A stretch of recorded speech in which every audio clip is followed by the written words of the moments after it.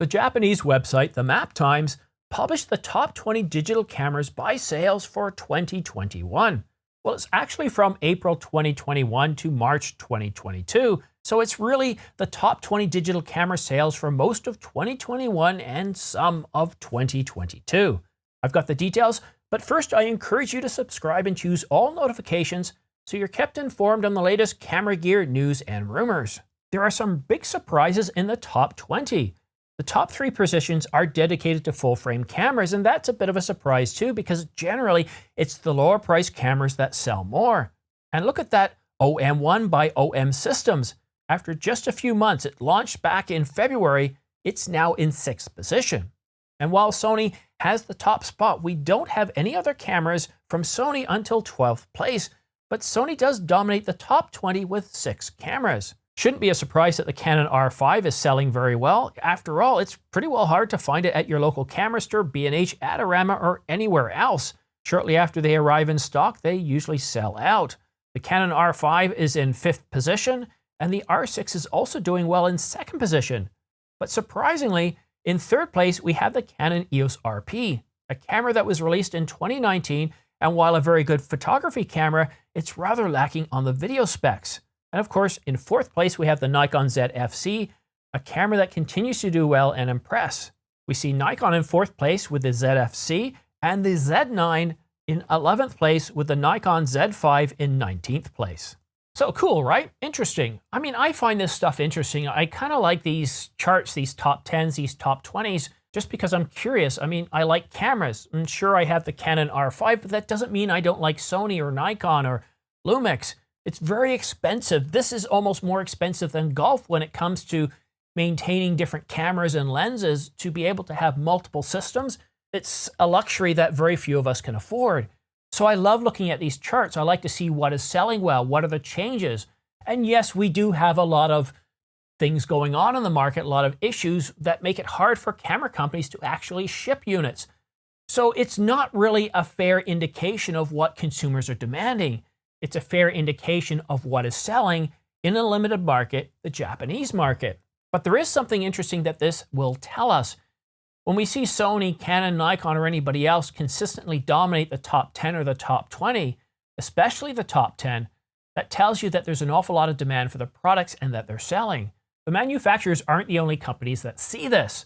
Third-party manufacturers of lenses and other accessories also see this, and they look at this and realize, okay, you know what? Canon's selling really well, Sony's selling really well, so let's take a bulk of our budget and put it towards developing accessories and lenses for these particular companies.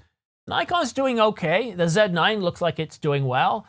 They've got the ZFC doing well, but really you don't see a lot of cameras from Nikon, and obviously Nikon would like to change that too. They want to sell more Nikon Z6s and Z7s, and maybe a few more Z5s as well, and of course Z9s. What an incredible camera that is. But we have some other cameras in the lineup too, like the Ricoh. We have, let me put my glasses on here so I can take a look. We have the Ricoh GR3X, the Fujifilm X-T4, the Fujifilm X-E4, the Fujifilm X-S10. So Fujifilm has quite a few cameras in the top 20 as well. And Leica has one camera, the Leica Q2, in 20th position. There is one camera that we don't see here that I'm kind of surprised we don't see, and that's the Canon EOS R3. Actually, I'm not really surprised that we don't see that camera there. I am a Canon shooter. I have a whole bunch of Canon lenses, so when I think of getting a new camera, I do think of getting Canon first. And as a Canon shooter, I look at the R3, I look at the R5, I look at the R6, and I think, well, okay, you know what? The R5 gives me almost everything I need. Yeah, it's not the fastest, and when the battery life drops to a certain level, my speed will drop off. It's a smaller battery, whereas a full-frame mirrorless camera like the 1DX or the Nikon Z9 have much larger batteries and can keep shooting for much longer at that advertised speed than maybe the R5.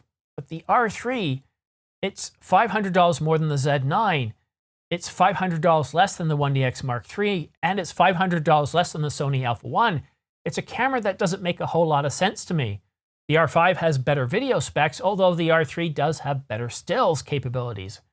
You see, if I was looking at the higher stills capabilities of the R3, knowing that the R1 is somewhere close on the horizon, I'd be waiting for that before I made a decision. And you might be thinking, yes, but it could be could be years away. Well, I really doubt that. Look, Sony has already announced and released the Sony Alpha 1 a year ago, and Nikon released their full-frame mirrorless flagship camera, the Z9, back in October. Actually, they announced it in October and released it in December, late December on the 23rd. Where's Canon? Canon hasn't come out with their full-frame mirrorless camera. Yes, the 1DX Mark III, but that's over 2 years ago. And what we're seeing is that we're progressing and moving everything over, migrating to mirrorless, as all the top camera companies have already released their flagship mirrorless cameras.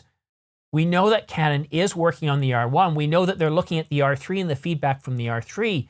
But we also know that Canon's looking at the Nikon Z9 and the Sony Alpha 1, and they're taking a little bit more time to come out with a camera that, in their words, is going to be the master of everything. We just don't know when it's going to be. There's a pretty good chance that we'll get some sort of development announcement or announcement late this year, perhaps around October, November. And as far as a release, well, it could be sometime in the first half of 2023. And that's, of course, assuming that the supply shortages don't get any worse. So the R1 is coming out. And a lot of people like myself are kind of looking at that and thinking, yeah, look at the R3. I don't really see the value in that. Why don't I just wait and see what the R1 does? So that explains why we don't see the Canon EOS R3.